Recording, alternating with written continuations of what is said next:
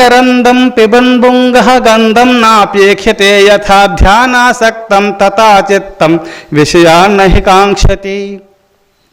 సంపూర్ణమైనటువంటి శరణాగతి మనస కర్మణావాచ ఆ భగవంతుని సంపూర్ణమైన శరణాగతి పొందాలా, భగవంతుని పైన మనసు పెట్టి ధ్యానం చేసుకోవాలి సుమా. ఆ భగవంతుని పైన ధ్యానం చేసుకోవాలని నువ్వు ముక్తి పొందాల స్వామి అని ఒక గురువు దగ్గరికి వచ్చేసి శిష్యుడు ప్రాధేయపడినాడు. నేను వృద్ధుని స్వామి, నా కాళ్ళొంగై, నేను పూజలు పునస్కారాలు ఇంతకాలం నేను చేయలేదు, ఇప్పుడు చేయాలంటే నా వల్ల కాదు, ఏదైనా మోక్షం వచ్చే విద్య చెప్పండి స్వామి, ఏదైనా విద్య ఉన్నదా? ధ్యానం అంటే నైనా నీ కాళ్ళు వంగదు ఇది వంగదు అంటున్నావు కదా, నేను చేయలేను, పూజలు పునస్కారాలు చేసే ఓపిక లేదంటున్నావు కదా, సరే మానసిక పూజ చేసుకోనైనా అని చెప్పినాడు గురువుగారు. మనసులో ఆ భగవంతుని ప్రార్థన చేస్తే చాలు, మోక్షం ఇస్తాడా భగవంతుడు అని చెప్పినాడు గురువుగారు. సరే స్వామి, ఆ మానసిక పూజ ఎలా చేయాలి? అప్పుడు నీకు ఎవరు ఇష్టం అంటే నాకు శ్రీకృష్ణ పరమాత్మ ఇష్టం స్వామి అని చెప్పినాడు. సరే శ్రీకృష్ణ పరమాత్మను ఆహ్వానించి నవరత్న ఖచ్చితమైన సింహాసన పైన కూర్చుండబెట్టి పాదపద్మాలు కడిగి ముఖం కడిగి మంచి కాషాయ వస్త్రం వేసి మాలేసి బొట్టు పెట్టేసి నామాలు మంచిగా పెట్టేసి భగవంతుని బాగా పూజించి ధూపదీప నైవేద్యాలు అంటాం కదా, నైవేద్యం వచ్చినప్పుడు భగవంతునికి గోక్షీరం గోపాలంటే చాలా ఇష్టం నైనా, ఆ భగవంతునికి మంచిగా పాలు త్రాపు మంచిగా అని చెప్పినాడు. ఆ భగవంతుని సంతోషపెట్టు. ఇది మానసిక పూజ, ఖర్చు లేనటువంటి పూజ, శ్రమ లేనటువంటి పూజ. ఇది చేసుకో, నీకు మోక్షం వస్తుంది నైనా, ఆ భగవంతుని కైవల్యాన్ని ప్రసాదిస్తాడని గురువుగారు చెప్పినాడు. ఖర్చు లేని పూజ, శ్రమ లేనటువంటి పూజ అనుకున్నాడు. ఇంట్లో పోయి కూర్చుంటే ప్రశాంతంగా కూర్చున్నప్పుడు ధ్యానం చేసుకుంటున్నాడు. ఈ మానసిక ధ్యానం అంటే భగవంతుని మానసిక పూజ చేస్తున్నాడు.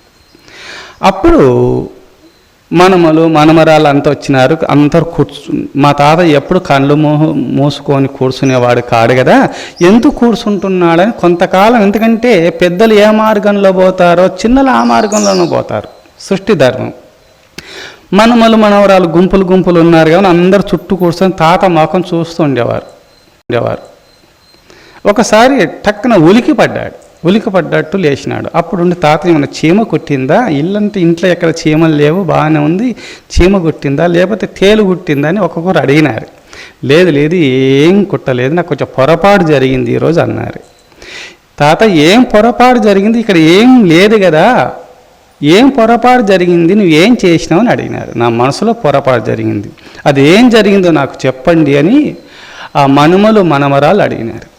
నేను ధ్యానం చేసే ముందు పరమాత్మకు పూజానంతరము ఆ భగవంతునికి ధూపదీప నైవేద్యాలు ఇచ్చే ముందు మనం పాలు ఇష్టం కావున భగవంతునికి నేను పాలు సమర్పించేవాడిని.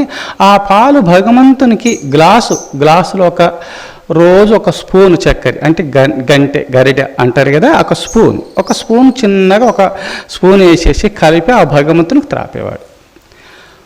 ఒక్కరోజు పొరపాటు చేత 2 స్పూన్లు పడిందనమాట. 2 స్పూన్లు పడగానే అయ్యో ఖర్చు అయింది అని ఉలికిపడ్డాడట ఆ భక్తుడు, ఖర్చు అయిందని. అందుకోసము శారీరక శ్రమ మీరు లేక కరచరణ వాక్కాయముల ద్వారా కరెక్ట్గా మీరు శారీరకంగా కాళ్ళు వంచి చేతులు ఊడంగా చేతులారంగా శివుని పూజింపడేని, నోరు నవ్వంగా హరికీర్తి నుడవడేని, దైవ సత్యము లోలుగా దలపడేని, పుట్టనేటిక తల్లులా కడుపు చేటు అన్నాడు భాగవతంలో భక్త పోతన. ముందు మీరు శారీరకంగా మీరు పూజలు బాగా చేసినప్పుడే మానసికంగా మనసు వంగుతుంది. మనసు వంగలేదంటే మీరు చేతులు కాళ్ళను నోరును వంచడం లేదు. ఇది కరెక్ట్ అంటే మనసు వంగుతుంది. అందుకోసం అప్పుడుండి పొరపాటు జరిగింది, మనసులో 1 స్పూన్ వేస్తేంది, 2 స్పూన్లు వేస్తుంది, 4 వేస్తే ఆయన ముళ్ళే పోయిందా చెప్పండి. అందుకోసం శారీరకంగా దాన ధర్మాలు చేయలేదు, కానీ మనసులో కూడా చేయలేకపోయినాడు, పిసినాడుతనం. అలాంటి వాళ్ళకు మోక్షం రాదు సుమ. అందుకోసము సంపూర్ణమైనటువంటి ధ్యానం చేస్తే అమోఘమైనటువంటి పుణ్యం ఉంటుంది మీకు. ఇంతంత కాదు సుమ, వర్ణించలేనటువంటిది. అందుకోసము నిమిషార్థం వా, ఎవరైతే నిమిషం కానీ అర్ధ నిమిషం కానీ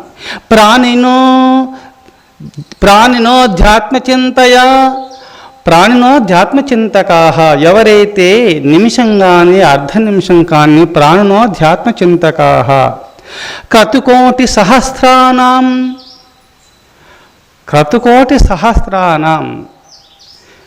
1000 కోట్ల యొక్క యజ్ఞయాగాదులు చేసేంత పుణ్యముందో ధ్యానమేకో విశిష్యతే.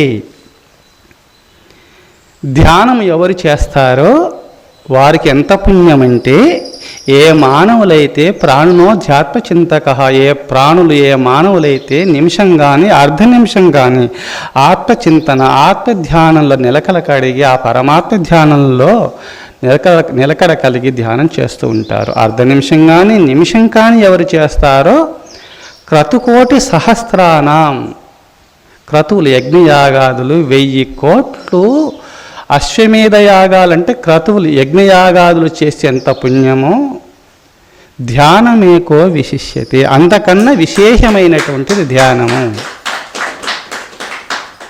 ఎంత పుణ్యం ఉందో చూశారా? ధ్యానం అంటే ఏందో అడిగిపోతే ఊరికే ధ్యానం చేయమని చెప్తాడు, బ్రహ్మచర్యం పాటించమంటారు. మరి ధ్యానం చేయాలంటే స్వామి కాళ్ళు వంగటం లేదు, మనసు వంగటం లేదని ఇక్కడ చింత మీకు రావచ్చు. నీ మనసు వంగాలంటే ముందు తిష్ట కుదిరితే నిష్ట కుదురుతుంది. కదలకుండా కూర్చోవాలంటే ఇంద్రియాలు అదుపులో పెట్టుకోవాలా, బ్రహ్మచర్య వ్రతాన్ని పాటించాలి. సరే బ్రహ్మచర్యం అంటే మాకు ఈ సృష్టి ఉత్పత్తి కావాలి కదా అని మీరు ఉండవచ్చును. మీరు పుత్రులు పుట్టే వరకు సంసారులుగా ఉండండి. పుత్రులు పుట్టడానికి మీ వంశం ఉద్ధరించడానికే కదా, ఉద్ధరింపబడటానికి మీరు పెళ్లి చేసుకున్నారు. విషయ భోగాలు, కుక్కలు నక్కలు పశువులాగా భోగాలు అనుభవించడానికి కాదు. శాస్త్రాలు ఈ విషయం చెబుతుంది. కొడుకులు పుట్టిన తర్వాత నీ కొడుకు నీ భార్య రూపంలో నువ్వే పోయి బాహ్య ప్రపంచానికి వచ్చినావు. అప్పుడు నీకు తల్లి అవుతుంది. భర్తను తండ్రిగా, భార్యను తల్లిగా చూసుకొని బ్రహ్మచర్య వ్రతాన్ని పాటిస్తున్నప్పుడు అప్పుడు తిష్ట కుదురుతుంది. ఎప్పుడు తిష్ట కుదిరిందో నిష్ట కుదురుతుంది. నిష్ట కుదిరినప్పుడు ఆ నిటలాక్షని యొక్క కరుణాకటాక్షాన్ని మీరు పొందుతారు.